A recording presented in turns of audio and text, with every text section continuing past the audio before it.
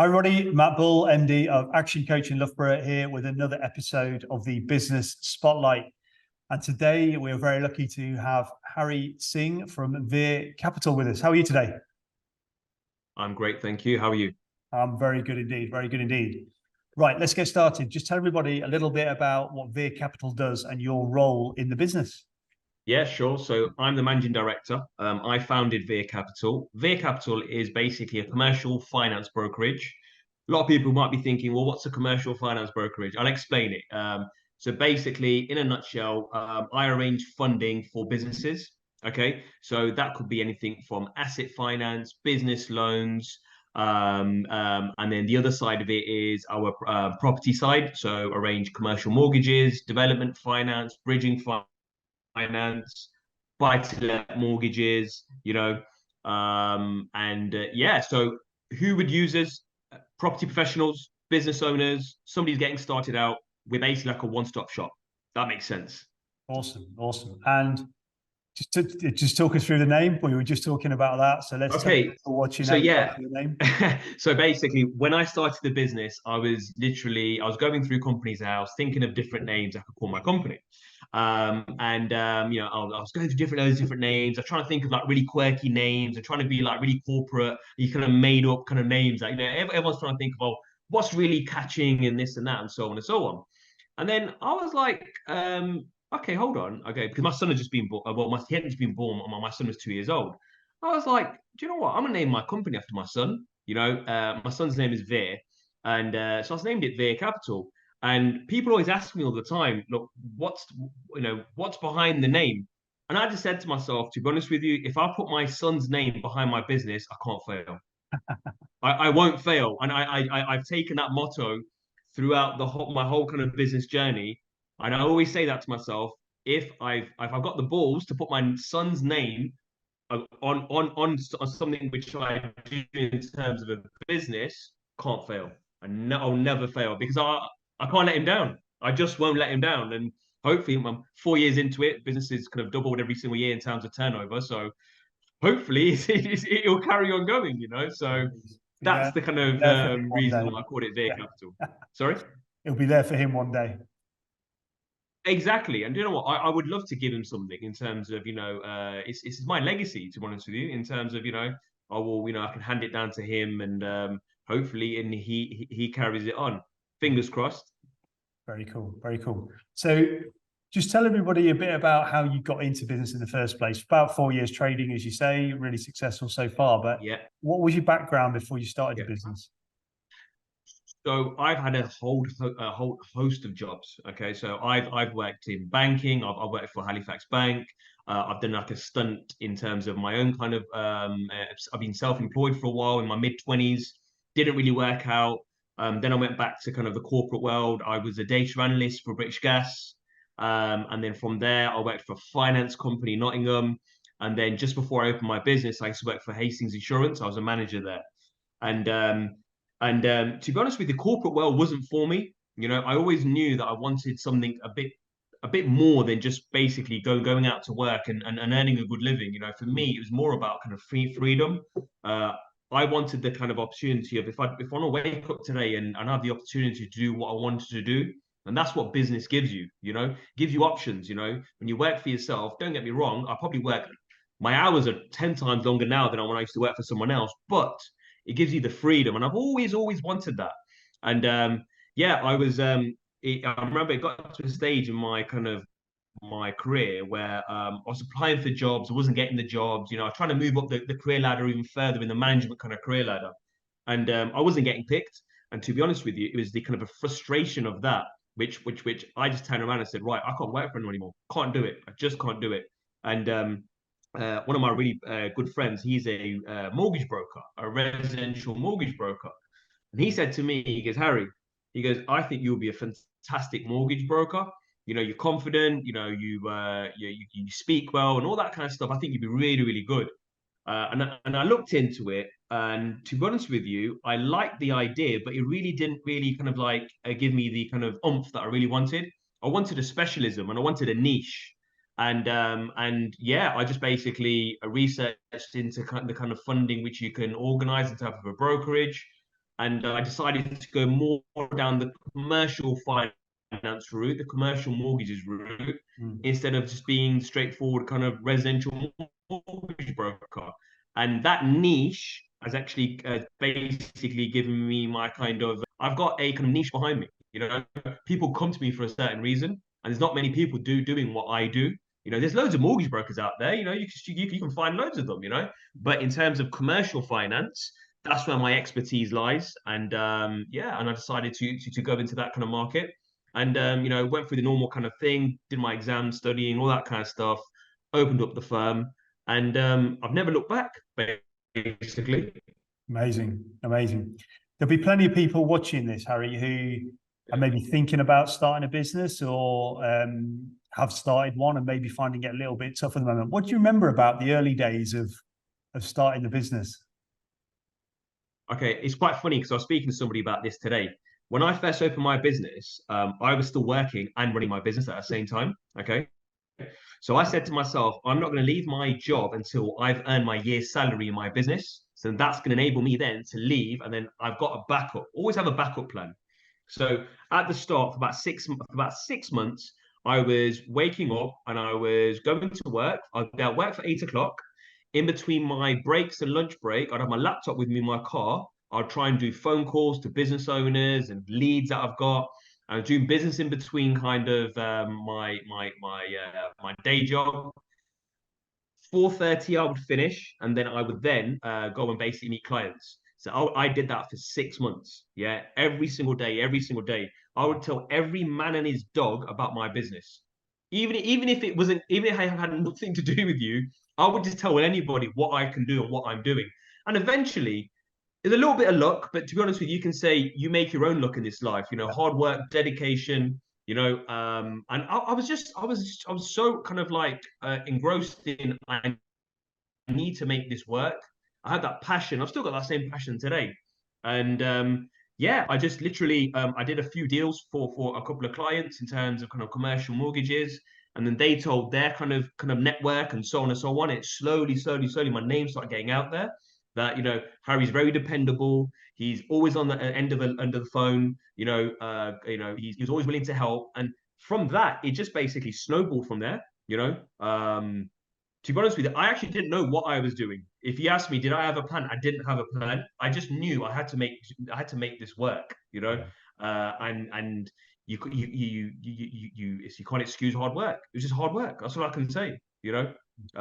So my kind of advice to anyone out there, you got to put the hours in. Nothing's going to come to you by just sitting on your bum all day, or even thinking business is easy. Business is tough. It's hard. What sets you apart? You know, what sets you apart from your competition? Why should they use you over someone else? And mine till this day, what sets me apart?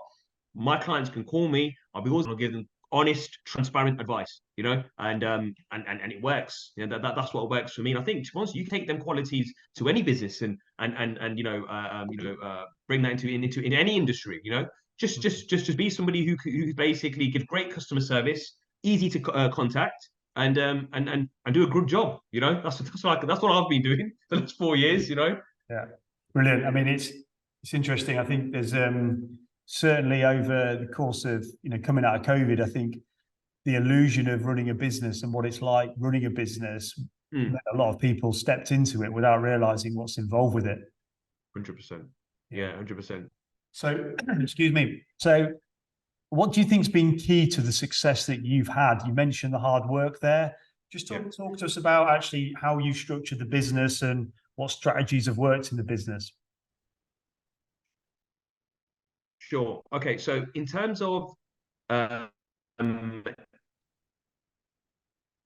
for me, what's basically worked for me in terms of, I researched my industry like crazy. Okay. I wanted to make sure that I was a subject expert in what I'm trying to sell, the service I'm trying to sell. So when I'm having a conversation with clients, I can really hold myself in terms of conversations. You know, what are rates? I can reel off rates. This lender, that lender, this lender, criteria is this, that's that, and so on and so on.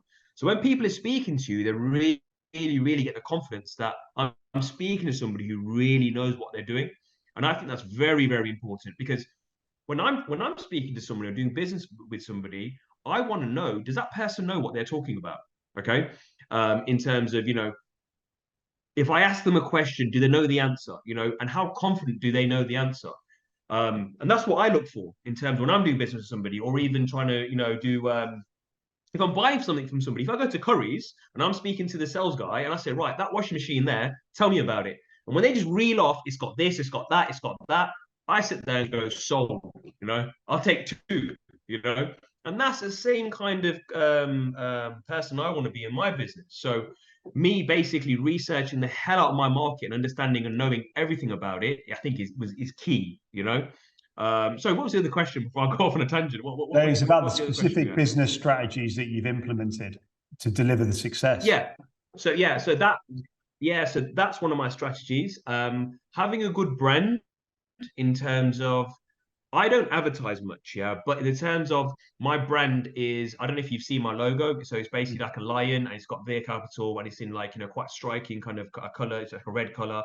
It's basically, it just shows it very powerful, very strong, to be honest with you, it's very much like myself in terms of my brand is, So when people see that, and I pick the phone up, and it's hopefully they get the same kind of, I don't know what I'm trying to say in the terms of, that's the brand, the person goes with the brand, hopefully, and strategies wise, like I said, what I touched on before, it's just basically making sure I'm giving an outstanding service. I'm beating my competition, where other people are not answering that client's phone call, I'm calling them back. I've got terms out to people.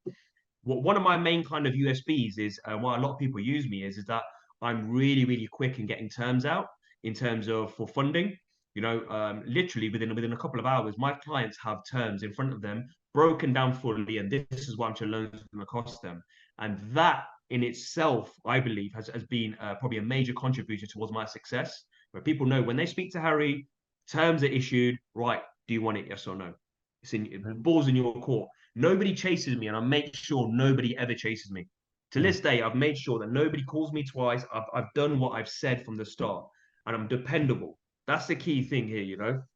And in my market, that's probably one of the main things, because a lot of other kind of, I'm talking about mortgage brokers and other kind of like, brokers in this industry are, to be honest with you, they're not invested into it. It's a job, all right, I'll get back to you tomorrow, day after, a week later. Not for me. When you speak to me, speaking to me, I'm on the owner of the business. I can make decisions. I can get instant kind of offers out to people, and I've made really good kind of contacts with the lenders. So a lot of the time when I'm dealing with lenders, I'm dealing with the CEOs of the business. I'm not dealing with just as someone who answers the phone. If I've got a deal, I can pick the phone up to like a CEO of a company, say, right, this is the deal. Are you going to fund it? And it's just things like that. I'm just different from other people, and in myself, I just see it as, if I'm dealing with someone, that's how I want them to be with me, and that's it. Yeah, you say it's different, but actually, the foundations of business are exactly what you said, which is great customer service. Do what you say you're going to do when you're going to do it. Strong brand, aligned with what's important to the leader. All good businesses, you could identify that in. Yeah. But so many people don't 100%. Do it. And to be honest with you, I didn't know why I was doing that.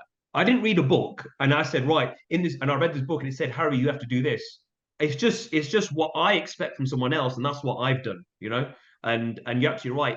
That's the kind of ethos a lot of successful businesses have got, and they follow the same traits. I just fell into it. I didn't even know I did it, to be honest with you. Very cool. Very cool. So what does the future hold for the business then? We spoke earlier, we were talking about Veer Capital being there for Veer, but how do you see the business and yourself growing over the next few years? So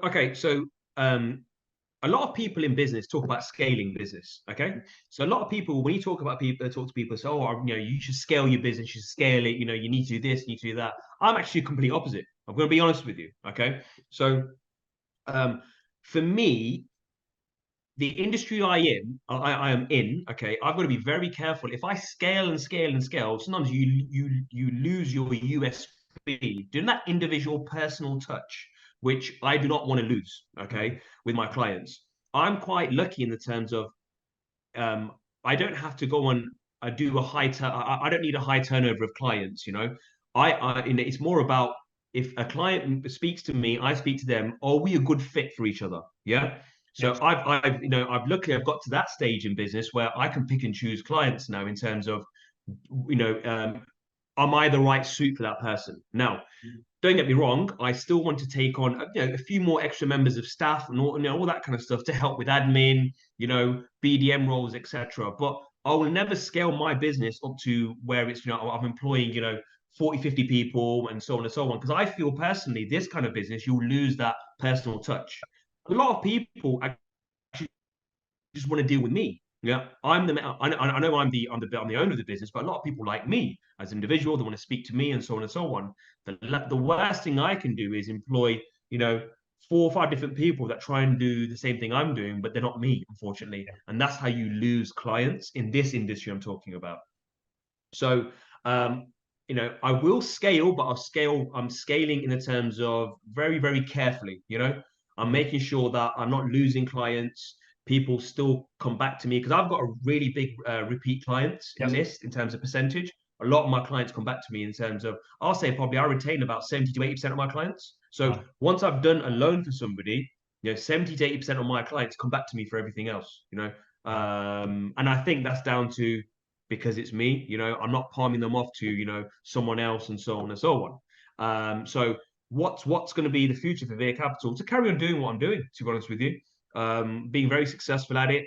Keep learning, keep growing my contact list within in terms of kind of clients and my lenders, my relationships. To keep building on it, keep learning every single day, and just cementing my name in the brokerage kind of market as one of the best. I'll be honest with you. I think generally within Leicester, my name now is probably one of the biggest brokerages in Leicester. There's a couple of the ones, but I've come out of it out of 4 years. Out of 4 years, the numbers I'm doing, I'm competing with the big boys already. So I'm going to keep going on and doing what I'm doing because I feel it's gives my clients kind of like reassurance, and that's what I'm here for my clients, for their needs basically. Very cool. Very cool. So, final question I ask everybody. I'm not one for regrets myself, but what advice would you give 18-year-old Harry? I wish I started this business at 18. Yeah, no, look, obviously, I've got no regrets. Yeah, I've got no regrets because how I see it is, if I hadn't gone through what I'd gone through, I wouldn't lead me to this path where I'm right now. Yeah. If I'd changed something before, it wouldn't have led me to where I'm right now. Yep. And I'm a very, very firm believer of that. Yeah, everything happens for a reason. You go through you have your highs, you have your lows. Learn from your lows always, and don't make the same mistakes twice. From all the kind of jobs I've had, the businesses I've owned, the mistakes I've made, everything has made me into the man I am today. Okay, which now and now I'm running a business, doing extremely well in terms of the business and stuff. So, what would I tell my 18-year-old self? I would say carry on going on the same path, because it's going to lead you to where I am right now. Yeah, like So it's that mix. I'm very happy with life. It's that mix between, as you say, that sliding doors and everything that's happened to you, creating where you are now. But it's interesting. Everybody says, "Oh, we should have started sooner," but Oh yeah, 100%. But then again, I'll be honest with you. If I started sooner, was I mature enough to do what I'm doing now? Probably no. Yeah. No. Yeah. I know. Say if I did start this business at 18, 19, I don't think I had the kind of maturity to deal with business owners. Yeah. You can imagine the kind of clients I'm dealing with. I'm dealing with like a one-man band to CEOs of of businesses where it's got £100 million turnover. Would I have the kind of confidence, maturity to deal with people like that? No, I wouldn't have. And I had to go through my life experiences to get to me for me to get to this stage. So yeah. Very cool. Very cool. Listen, Harry, it's been an absolute pleasure having you on this episode of The Spotlight. We wish you all the success moving forward with everything that you achieve. Look forward to seeing Thank you in the chairman role and Veer running it one day. And hopefully. And to our viewers, I look forward to seeing you on the next episode of the Business Spotlight. Many thanks. Thank you.